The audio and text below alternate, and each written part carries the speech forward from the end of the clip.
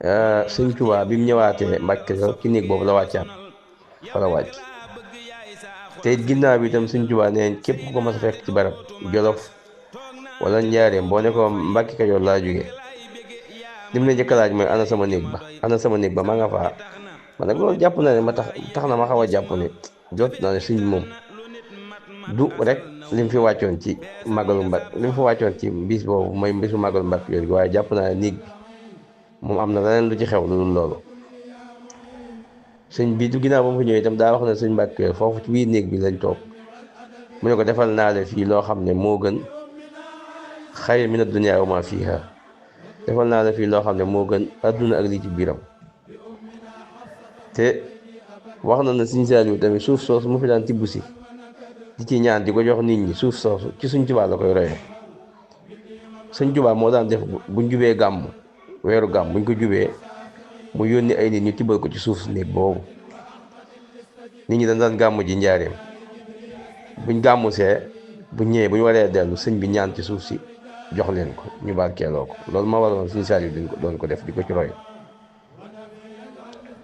maa waxuma la néeg waaye kër gu mag googu ngay gis bàyyi baara seen moom mooy sëñ Mamar Seen nee bi borom Daaru Muxti tuxoo daaru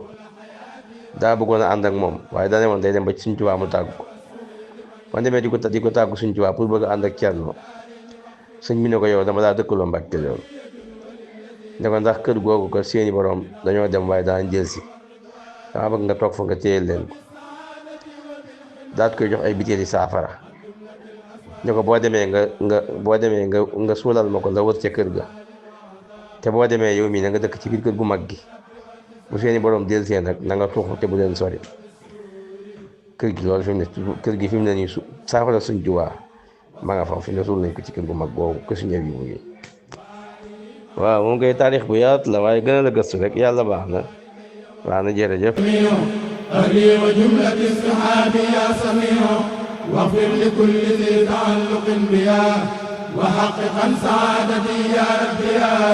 والطف بنا وقولنا وكلنا وهب لنا حسن الختام ربنا وصليا على النبي وسلم واقض به حاجة كل مسلم وصليا على النبي وسلم